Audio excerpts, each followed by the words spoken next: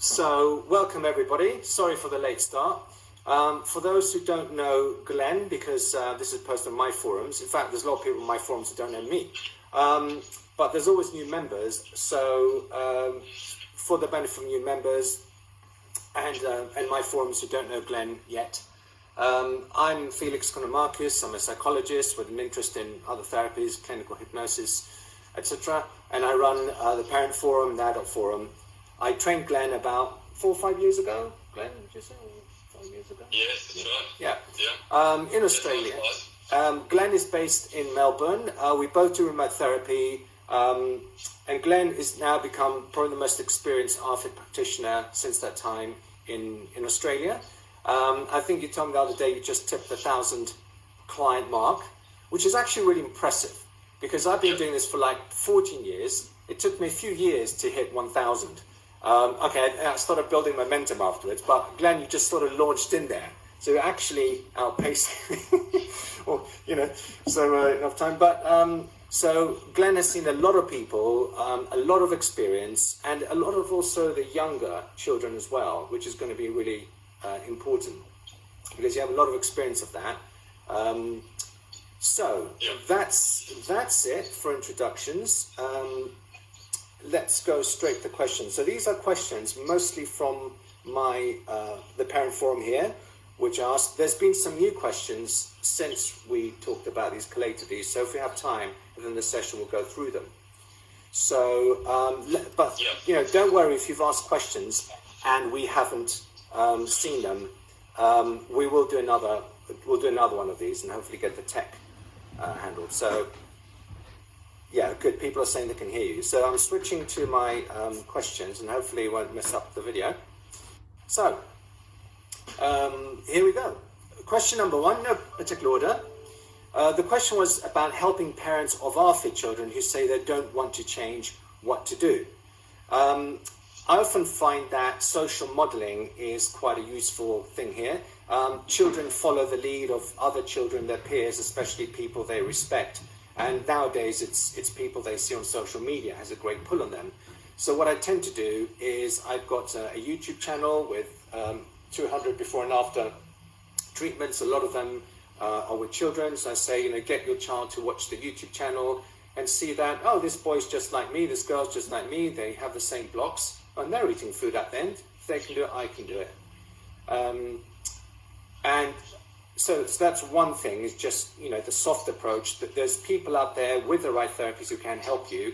I would like to say, before I hand over to Glenn on this, that there's a difference between children who want to change but are scared, as opposed to children who don't want to change. They're two very different things. If a child says, I'd really like to eat this, it smells good, but I've just got this block, there may be a client for change. A child who says, I'm happy where I am, I don't want to see anybody, is not a client for change. Yeah.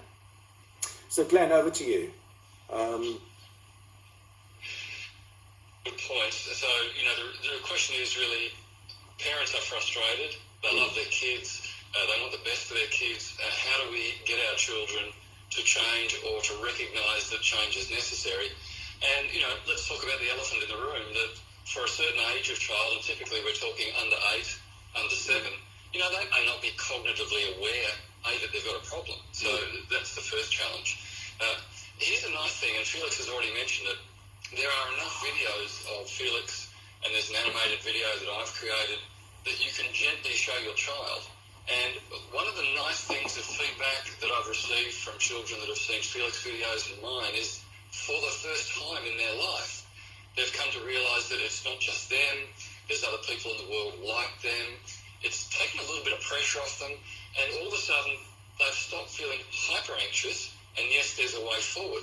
Now here's the thing, if you show the child the videos and they turn to you and say, Mum, why am I watching this? This has got nothing to do with me. Well, that really highlights that the child's not ready, and they don't recognise that they've got an issue. But if they say, gee Mum, that looks like me, or that sounds like me, that opens the door for conversation, and that's a really gentle way to start.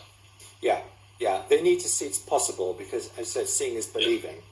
So that's one way.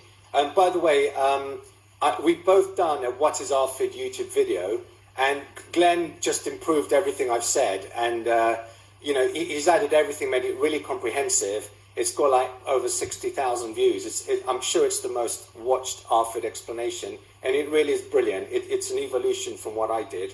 So if a child or parent or anybody wants to know what is ARFID, well, watch both our videos, but especially watch Glenn's, because it's actually really good. I should have organised all my information, put it that way, instead. And the Doodlify is a really good way of explaining it. Again, you put a lot of work into the doodle thing and made it really accessible, so that's great. So, second question about young children between 5 and 7. Glenn, I'm going to defer to you on this, because I have seen 6, 7-year-olds, but I'm now a little bit stricter with at least a mature 8, 9-year-old. So over to you. Yeah. All right. And as I'm talking here, Felix, we're going to touch on other answers, but that's okay, other questions.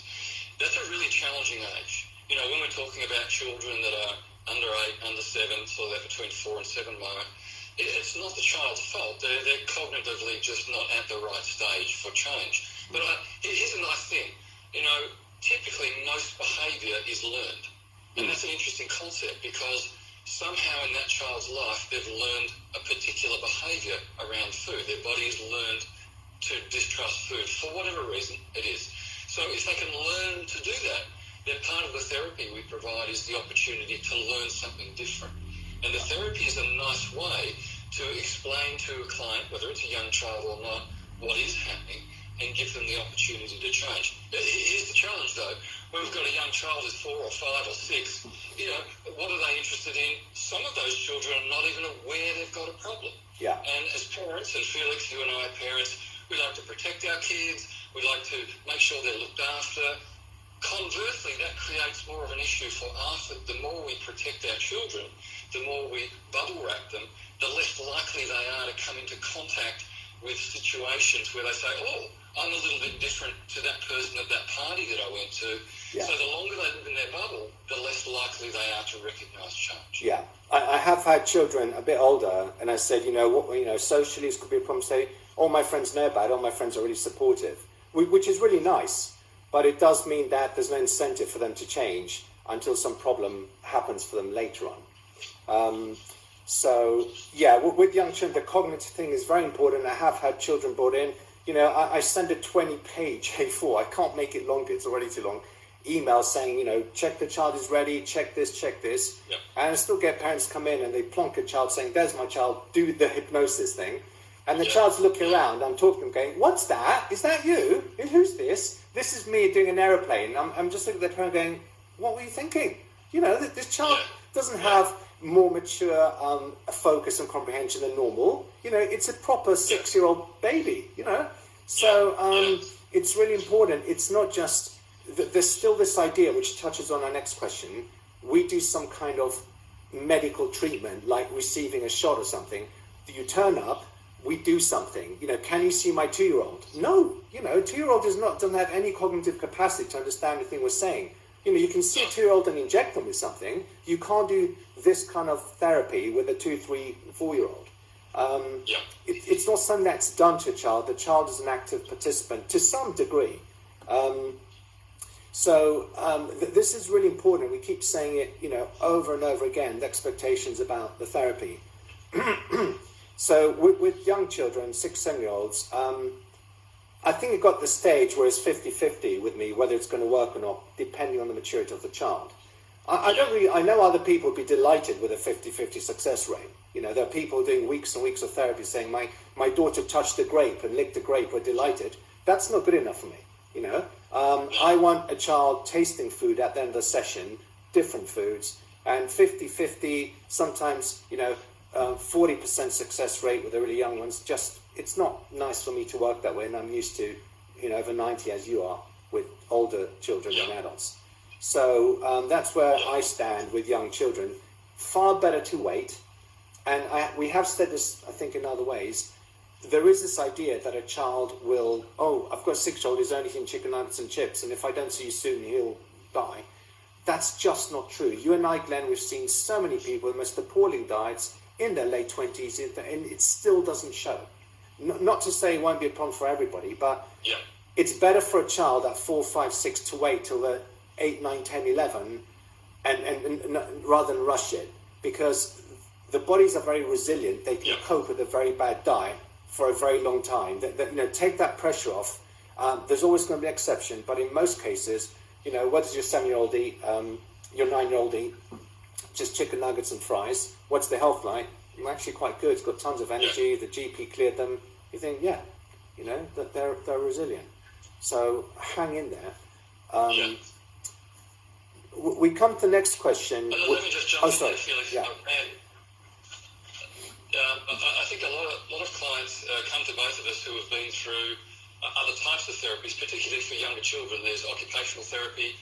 Maybe there's some issue with the mouth, some sort of trouble eating. Maybe there was a tongue tie earlier on. So there's dietitian, there's OT. Sometimes they've gone through SOS therapy. They've gone through exposure therapy. So a lot of clients do ask us with younger children, we've taken our child through all of these various therapies and nothing has really worked. And Felix, you'll speak on this in a moment, but the intrinsic part is, for whatever reason, and let's imagine a young child crawling along the ground, they're only 10 or 11 months old, and for whatever reason there's a candle on a small table, and they crawl up, they've never seen it before, and they put their finger straight in the candle and it burns them, and it leaves them with a blister and they start crying and they crawl away. Something within that child has recognised that thing is not pleasant for them, it's quite dangerous. And if nothing happens to change that opinion, for example, if they do it again, then all of a sudden there's something happened within that child that they'll begin to resist going near the candle. Now, for whatever reason it is, food is an issue for the child. It's a learned response. So if we do food exposure, SOS therapy, if we do CBT, going to dietitians or OT, unless that internal subconscious fear is somehow reduced or changed, then no amount of that other therapy, in my opinion, is going to help the child in the long term. I'm afraid I agree with that. And the nice thing about this, people say, we're going off topic here, it's not on the list. People say, your child really has to be ready. And that's a complex answer, because it's important to start off remembering the subconscious mind likes clear instructions, and if it's clear about what you want it to do, we talk about this healthy right path, it will do it, even if the child himself, their conscious mind, is skeptical. I've had countless teenagers, for example, I've done my therapy, coming up the last bit, where I formally ask for change, and I say, right now, how much do you believe that your mind will make the changes for you today? And I see a child go, I don't think it'll do it. Why not? Because I've had therapy for years, nothing's worked. Why will this work? And I said, okay, well, let's see. So I said, are you willing to tell your mind to do this? Yes, I am. And, the first time I did this, I didn't think it was going to work. I was just running out of time, didn't have a plan B. So I said, well, let's finish the therapy. Let's do the last part. And I did it. Much to my surprise, the child was eating all the foods. I was surprised, the parents were surprised, the child was surprised. It goes to prove the subconscious mind says, if you tell me to do this, I will do it. Yeah, but you're really going to do it? If you tell me to do it, I'll do it. So if you explain it to your mind in a clear way, they understands it will do it. So you don't need to be totally believing in the therapy. You don't need to be totally positive. You can be wanting to change, and skeptical is absolutely fine. I wouldn't write that child or adult off. You don't have to be out, because Glenn, I'm sure you've had the same. Oh, my child's really enthusiastic. He's been talking about seeing Felix or Glenn for 3 weeks, and they come to the session, they shut down. And it's like a completely different child. And the parent says, who is this child? I mean, you've been so excited. Now you look bored. You look unengaged. You're looking around the room. You're not paying attention. You're yawning. And it's like you're a completely different child, because when push comes to shove, the child says, oh, in the future, I'm going to change. But now I'm here, and I've actually got to do the work, and it's a bit scary. Oh, avoidance, avoid. It's that knee-jerk reaction to avoid. And then they shut down. So it's really hard with children. Being super positive, enthusiastic doesn't mean they're going to change in the session. And being skeptical doesn't mean that they won't change the session either. That's why we say it's a bit of a lotto. It's a bit of a gamble. With kids, you just don't know. Can you help my child? I don't know.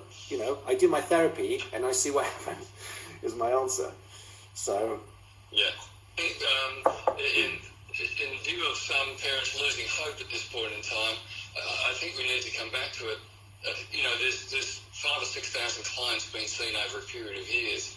So with clients that are 14, 15 plus, there's a really high chance of success. Really, there's no concern there. It's 90% plus. What we're talking about, Felix, is, and there's a middle range between about 10 or 11 and about 12 or 13. That's a reasonably successul type of client.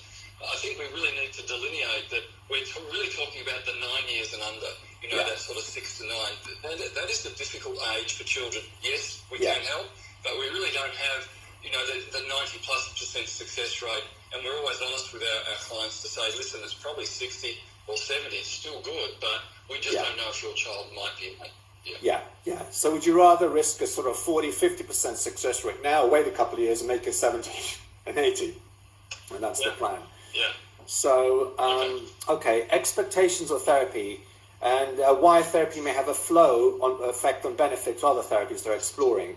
I'm going to ask you to talk about the flow benefits, Glenn. For my part, parents will say to me, okay, we had this session, great, and he or she has eaten, but can you do the hypnosis next time?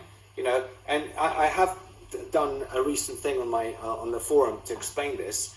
People still think that hypnosis is the medical treatment, and we're saying it just doesn't work like that. You can't. For good hypnosis to happen, you need a good client. You need a client who's willing, open, receptive, and pretty good at imagination, pretty good at being hypnotizable. Most children aren't open and receptive. Even when I see them relaxing, they catch themselves relaxing and open their eyes, just in case I hypnotize them.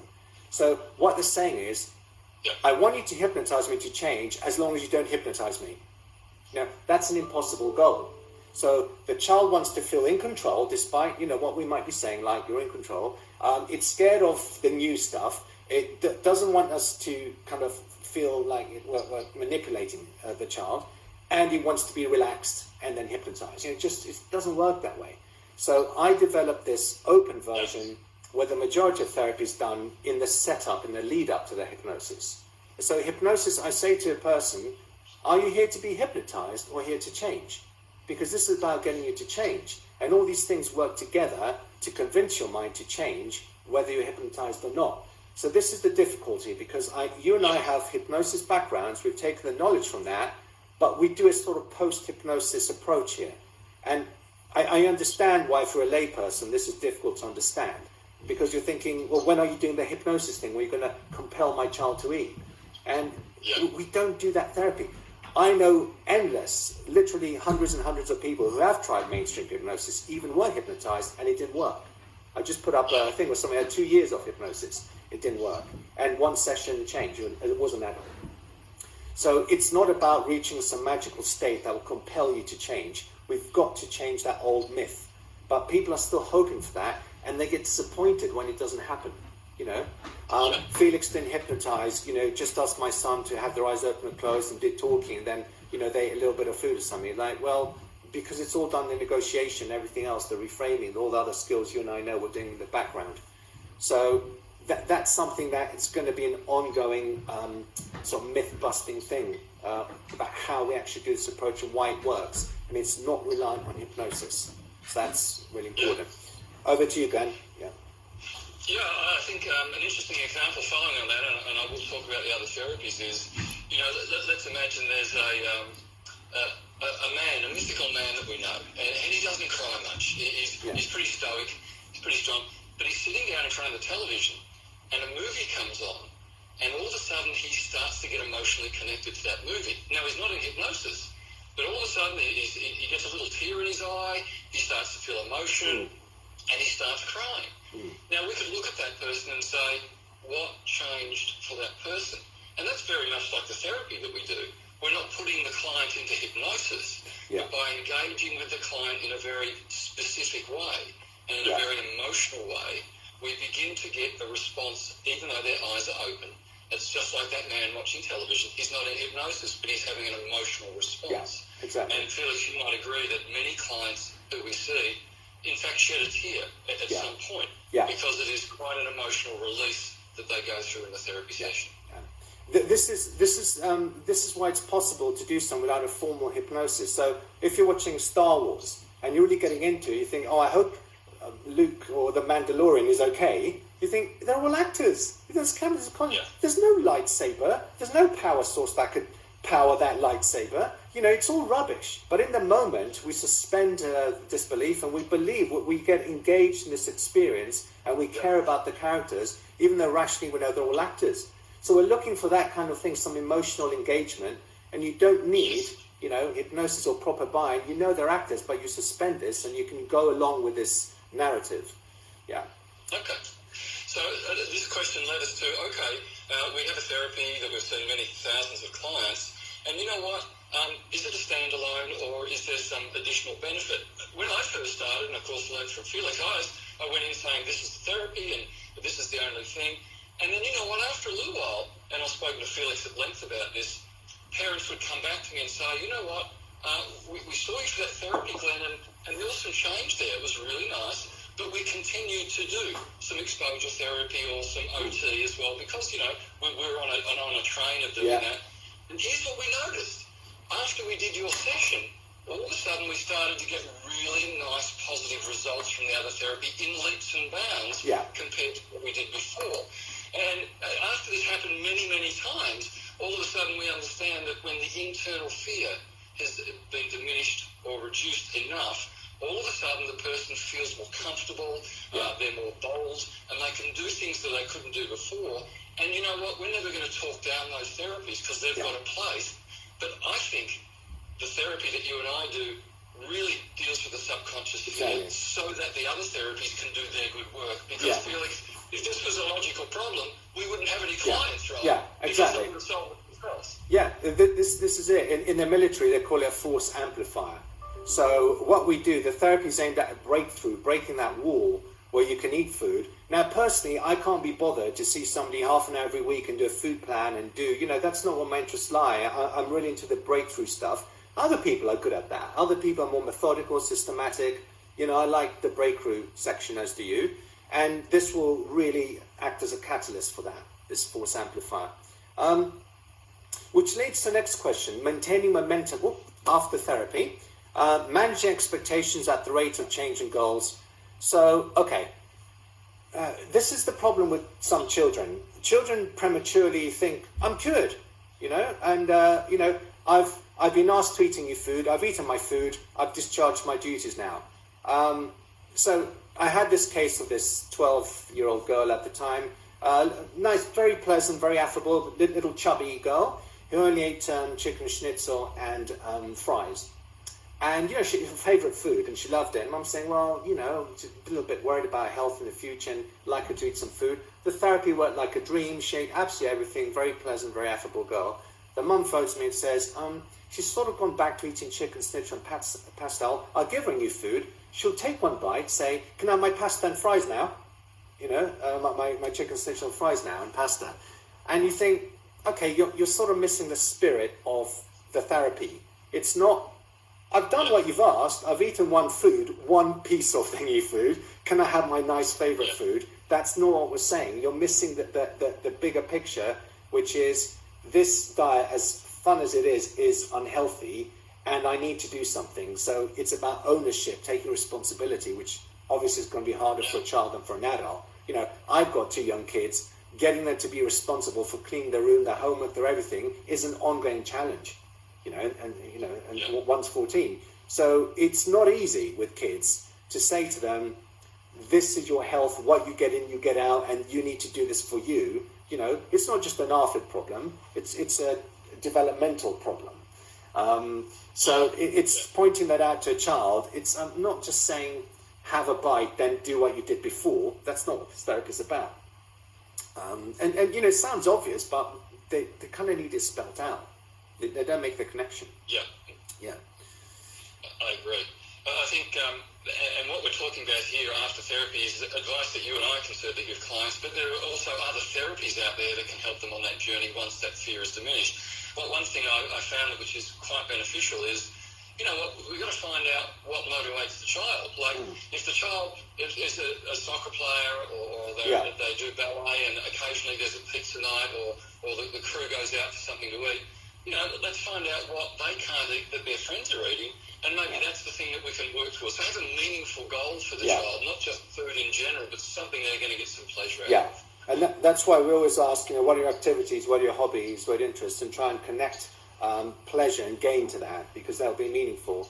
So you might say, you know, to a child who thinks smoking is cool, you know, smoking is bad, they go, nah, I'm young, I'm immortal, I'm invincible. If you go, you know, you're a swimmer, aren't you? How would you like to have 20% better lung capacity? That can make a big difference in swimming. Now the child's interested and motivated. So it's about, you know, getting that hook in, just for them to see that benefit. And the problem is, Glenn, that, and I'm going to give the game away here, but when a child's 9 or 10, and they think, you know what, why do I have to change today? I want to change, but why go through the work and effort doing it today? I mean, my parents love me. They're going to make me some food tonight, my favorite food, even if it's unhealthy. They won't let me starve, And, you know, I've got plenty of time. I can change at 10 years old, or 11 or 12. I'll change in 5 years. And the problem is they're not really wrong. They can. There's no pressing reason unless they have one. So it is a bit of a big challenge. Say to a child, I'd like you to take on some effort and pay now for some unspecified benefit in the future. You know, that's quite a grown-up thing to ask a child. That's why the success rate is lower, because the buy-in, skin in the game, is not as much as an adult. You know, an adult really understands this because they've lived the consequences already. You think, I don't want that. And they're self-funding. So, this is when they say, you know, and I don't want to sound defensive, but when people say the therapy didn't work for my child, it's not really accurate to say that. The therapy works when these conditions are in place. The cognitive issues, the buy-in, the motivation, it's not a medication that works or does not work. And that's the thing we've just got to keep repeating. And also on this point, you know, often when people, you know, you see, you know, 6,000 people, there's going to be people that have different expectations. They expect it to work like the magic wand on TV. And they say, I had one session with Glenn or Felix, it didn't work, nothing changed. Saying, okay, did you try 2 sessions? Yeah? Oh no, I expected to work in 1. So you want the magic wand again. And you're disappointed you didn't get the magic wand. Have you ever gone to psychologist, psychotherapist, everyone else going, I want 1 session, my child to eat food? No. Why would it be different here? It's a process. And if you can understand everything in 1 session, fantastic. Older people do, older teenagers and adults do. But if you need more time to process what's being said, then that's important. You know, you need more time. You need more than 1 session. It can't be done for you in 1 session. So it's realistic expectations as well. Felix, this is slightly off topic, but I think it's so important to talk about. You know, parents come and say, you know, what can I do? I can't get my child to eat. Now, you're going to be honest and say, yes, you need to go to the GP and get all the medical advice that you need to look after your child. There's absolutely no doubt about that. But at the end of the day, of the many thousands of children that we've seen, I'm always staggered at how a child can maintain weight or maintain health on the very small amount of food that they eat. The human body is extraordinarily good at extracting nutrients. So I'm going to say this, and I know you'll speak to it as well. You know what? If the child is too young for the therapy at the moment, keep feeding them what they can eat in the quantities that they can eat. You need to suspend judgment from other parents. They don't have a child with an eating disorder. And you need to go to the school and say, my child has an eating disorder, and your lunchbox is going to look different to every other child's lunchbox. At the moment, before your child is ready for change, feed them what they can in the quantities that are good, suspend judgment from other people, and just hang on, because I tell you, I've never met a person yet who said, I want to hang on to this ARFID for the rest of my life. They just don't exist, right? So your child is going to be ready at some point to make the change. The good news is there is help available when they are ready. And, you know, what I'm saying to both adults and children at the moment is, look, you'll come in here thinking some kind of exam, like Felix or Glenn will do the medical thing, the hypnosis thing, and hopefully it'll work. And we keep saying it's a process. Forget about the result. Right now, this is about learning. This is a learning curve for you. Now, what I'm going to explain is actually relatively simple if you're not distracted by all these other things. So when you take on board, you can direct your brain to make the changes you want. Yeah. So if you're good enough at listening, good enough at being open and understanding, you can change one session. Yeah. But at the same time, think of this as a learning experience. How you can learn how to use your brain. Forget everything else.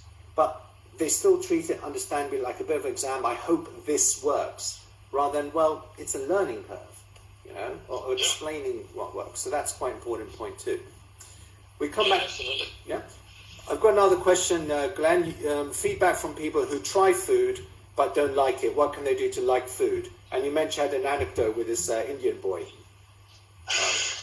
I'm going to share that's politically incorrect, Felix, but of course Oh, quite right. can I not say that? Okay. A boy of the Asian.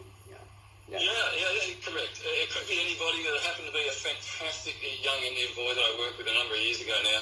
And I think this story is good for a number of reasons. It's good for perspective, and how sometimes when we get shown something, we can get locked on it and not take the next step. So this boy came in, and he had the session, and at the end of the session, he tried some food. He didn't like some of it. He liked some of it.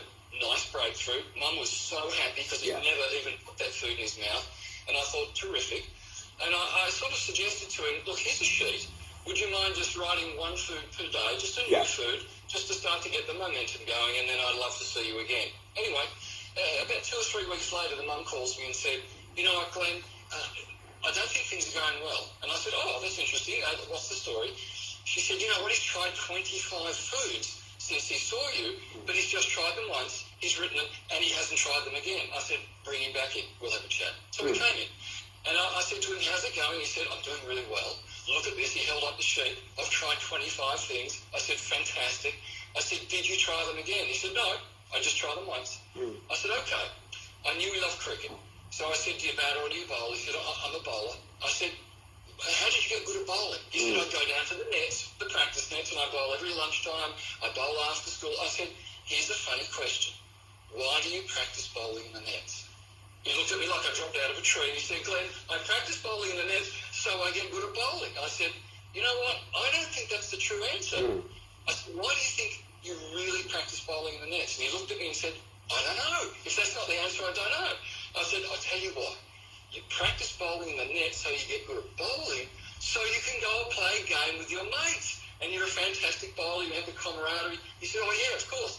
I said to him, imagine if you just practice bowling in the nets for the rest of your life. Would that make you happy? He said, no, that'd be boring. And I held up the sheet, and I said, this sheet is like practicing bowling in the nets. You're getting so good at it, I'd like you to take that to the main game, which is breakfast, lunch, and dinner. Now, for that boy, that shift was enough for him to say, okay. Took his focus off trying to really focus on what the trying was all about. Yeah, that's really good. I've just seen a bunch of requests from people, I think, from your forum. I can't multitask. I'll just have to watch the replay. Let's have a quick look. I think expecting to like foods instantly is unrealistic. And yet we still hear it time and time again. A lot of children want the easy, I eat it, I didn't love it, so I won't try it again. And you think, well, as you said, that there is an element of you've got to try, 5 to 10, 15 times for the taste buds to kick in. Now, there's very, very happily a lot of cases where, on the videos I go on YouTube, you see people eat their food for the first time and love it. There's no adjustment of taste buds needed, no acclimatization, they love it instantly. But a lot of foods you may need to try 5, 10, 15 times in different ways. Doesn't have to be the same way. And this is the work part of ARFID, And I say to people, ARFID involves taste buds getting used to stuff. If you have a fear of spiders, you don't need a pet spider, but you do need to activate your taste buds. And now you don't have that crippling fear in the way. This is the work part of it. But only trying foods that you love is unrealistic. You're not only going to do a job that you love 100%. In my job, there's 20% accounting and 10% emails. I don't like that bit. There's no job that's 100%, well, realistically, one job that's 100% perfect, but we do it because of the benefits of everything else. So it's a bit of a life lesson that it's not all going to be beautiful and easy, handed to you on a plate in life. You sometimes got to strive and work for things and make them the way you want. So, a couple of things, Felix, on that note. I think it's always nice to think of, if I go to the gym for one day, do I look like Arnold Schwarzenegger? No, it doesn't happen.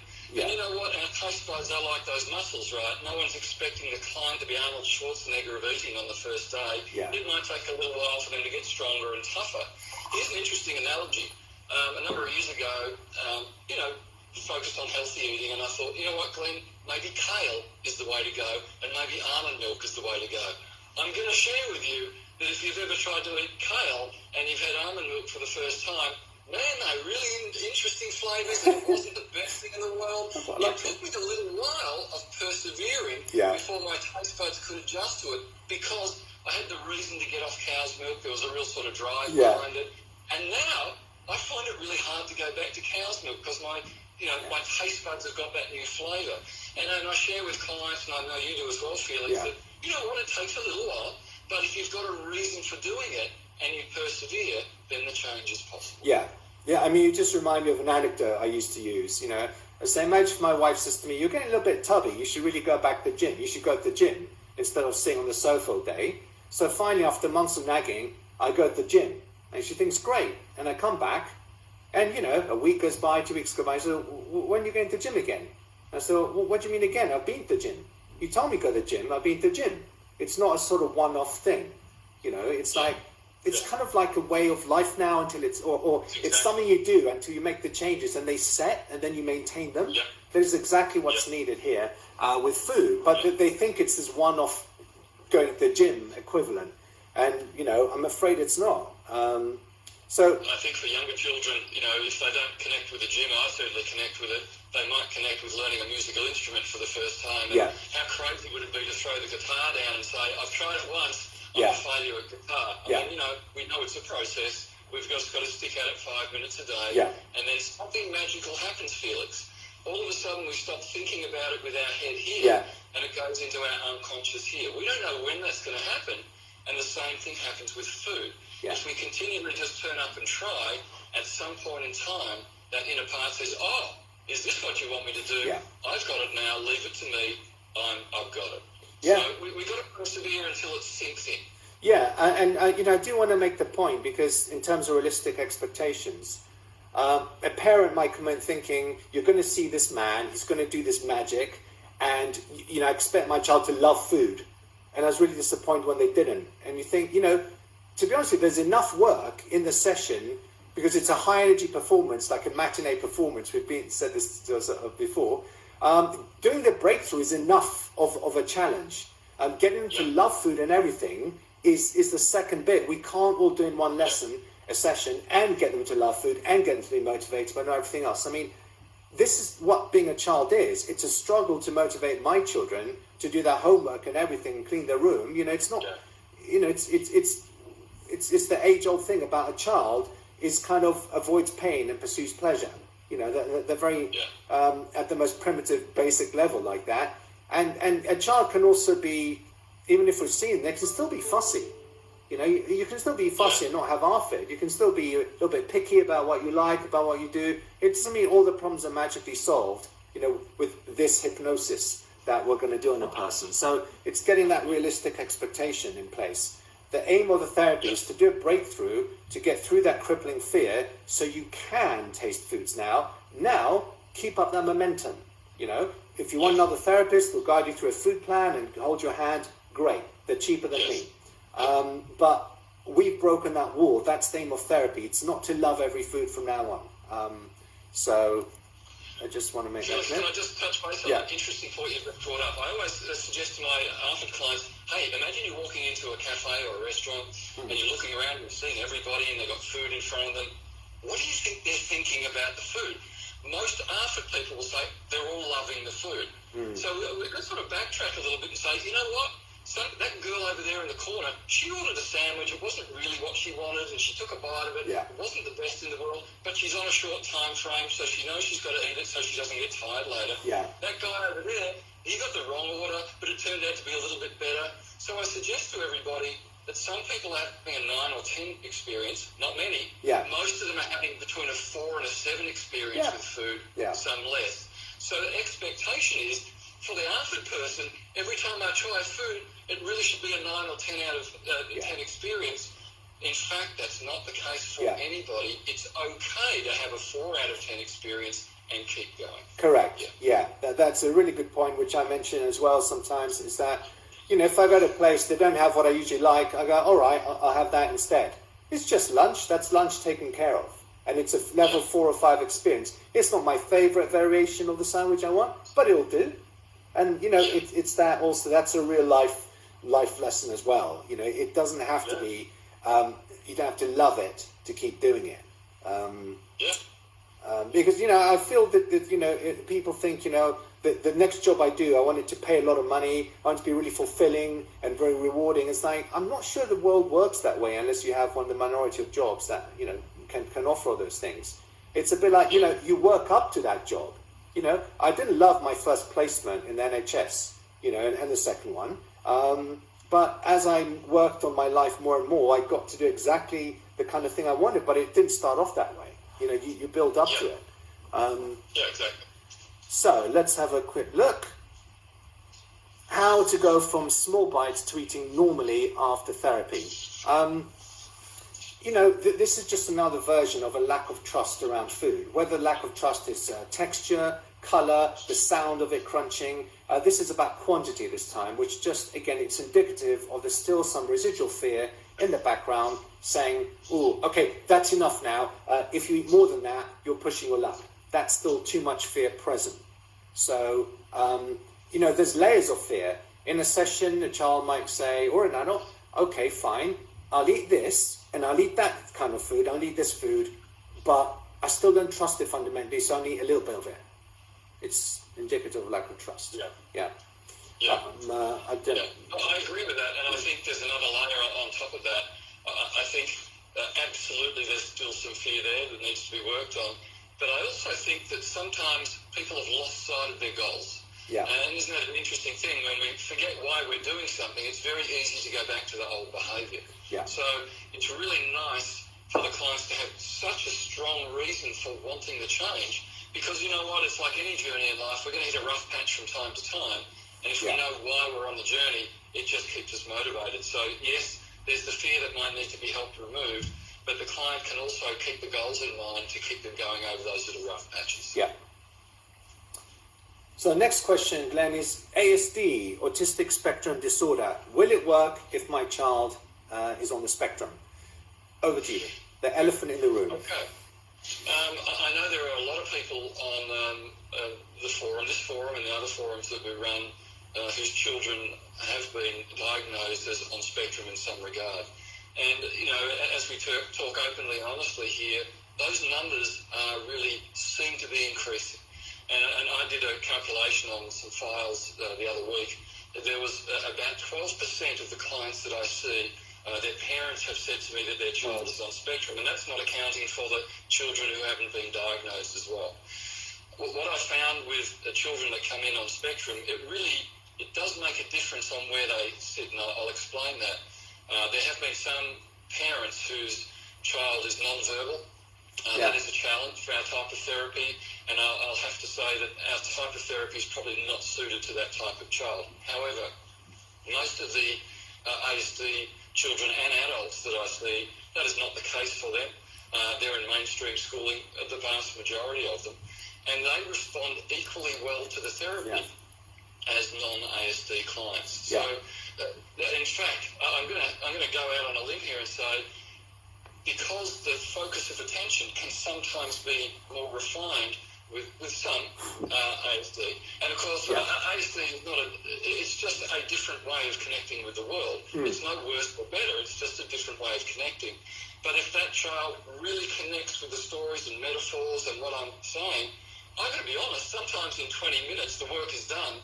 In fact, I had one child say to me after about 25 minutes, excuse me, Glenn, can I eat food now? And I thought to myself, oh, goodness, I've got another half an hour to go.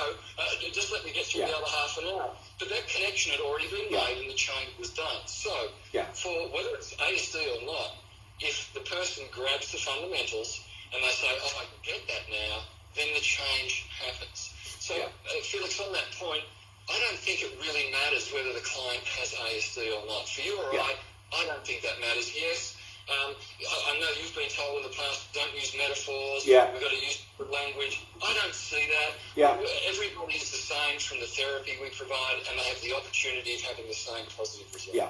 I mean, I this has been a massive learning curve for me because I'm self-taught. And the positive of that is I didn't have interfering theory in the way. And the few times I did, it got blown out of the water. So when I started this, 14 years ago, I had my approach, and I didn't think it through about all the possibilities. So a mother comes in with a 12 or 13-year-old boy and says, okay, here's Johnny, and by the way, he's autistic. Hope that's okay. And I'm sitting there thinking, oh no, well, wait a minute, I don't have a plan B. I should have thought of that. My therapy is full of metaphors, analogies, everything that apparently children on the spectrum can't process. I didn't know what else to do. I did my therapy, and much to my surprise, he ate all the food. And actually he's quite a good candidate. So I'm sitting there thinking, but you should not be able to process what I've said. And then I do it again, with a child, I've got a child on the spectrum, can you help him? Well, I've helped one child, so maybe I can help this one, but I don't know. And then that child did really well. So I'm beginning to think, well, maybe metaphors, analogies, maybe that's a myth. Maybe they can process some essence, some meaning about this that we are told they can't.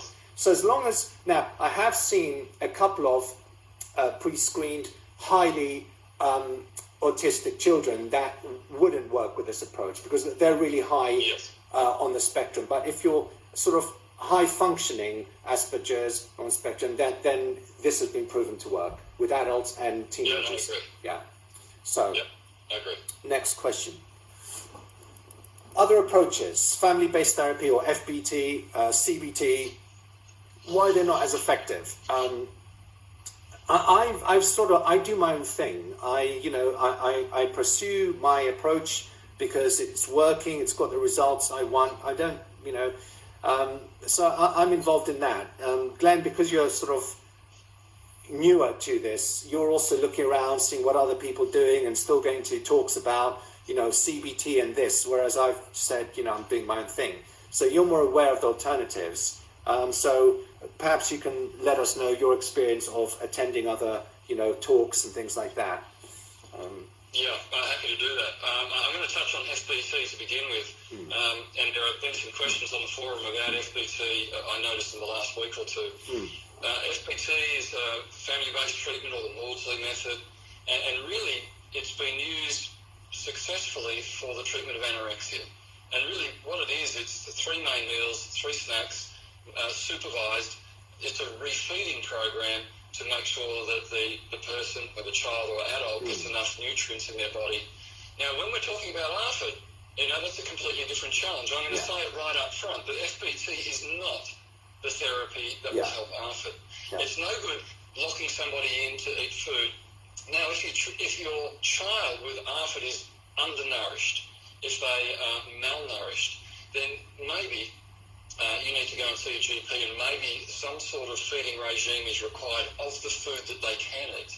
But very often with the FBT for ARFID, there's a range of foods that people can't eat that re-traumatises the client. So, no, FBT is not the approach for ARFID, absolutely. Here's another interesting thing. We touched on it earlier, CBT. And in fact, in more recent times, there's CBT AR, so it's the ARFID approach to CBT. CBT has its place, and it is very good for anxiety and behavioural issues. But I believe, my personal opinion, is it misses the mark on phobia. And ARFID is typically a very strong phobia. So CBT has a component of exposure therapy. It has its main course of action is logic. Okay, if you don't eat that, you're going to get malnourished. If you don't eat that, and people know that. Our clients know all of that logically, and they say, I get that, but I still can't eat.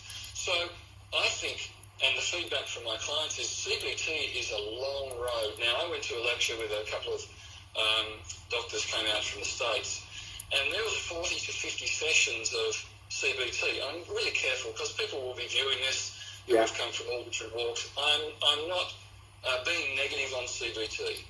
I am saying that 50 sessions of CBT to finally get someone to pop something small into their mouth is a really hard road to follow when you can come and have the phobic response reduced and get on that path far quicker. Yeah. So that's my take. I totally agree. I mean, it's this approach was developed for ARFID. It's highly effective with ARFID compared to anything else because it's a very specialized approach.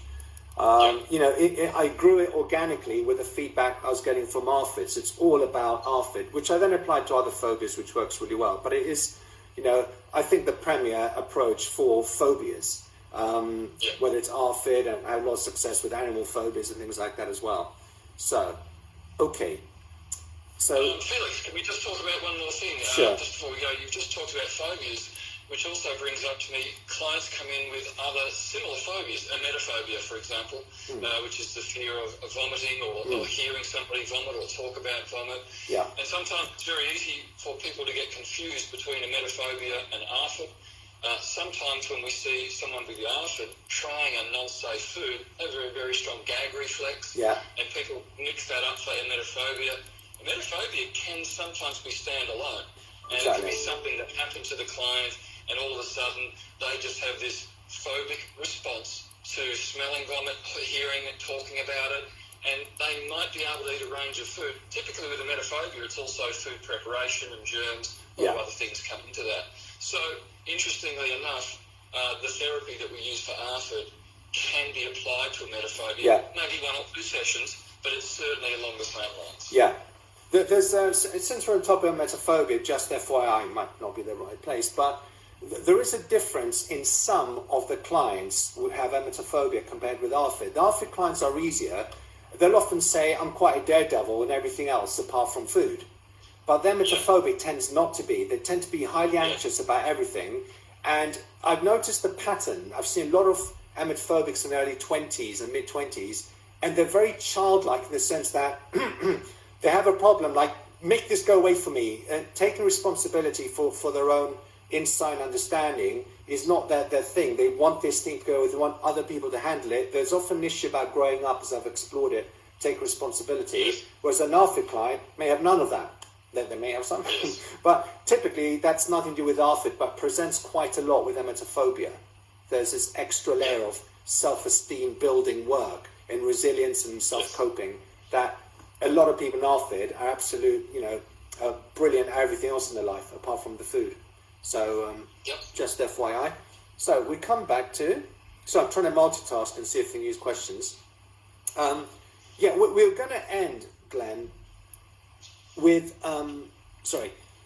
how this approach works, although I've just realized we've been saying it on and off. But, just to recap, we've taken the knowledge from hypnosis, but it's not hypnosis. Certainly not formal hypnosis. There's a lot of indirect approaches. And people say, I don't trust myself, so can you hypnotize me and make me eat food? No, but I can show you how to do this with your brain. That's self-empowering. And it becomes a seed change, a grassroots change, because it's coming from you. It's better if I show you how to do it and you learn to do it and you give yourself the credit than I'm some kind of drug pusher that does this thing onto you that you need, recurring hits of. So it's an indirect approach. We know how to speak with a part of the subconscious mind, even with your eyes open, to build a good working relationship, to get you to work with it. We break that barrier, but we're going to show you how it's not the magic wand. It can seem like a magic wand when you have a good client. You have a good client and good therapy, you've got a marriage made in heaven. But sometimes if you have a client that struggles with other things, the therapy will need more work. There's more work to do. You need an element of effort and persistence. If your taste buds need to wake up, there's an element of knuckling down and doing the work now that you know what to do.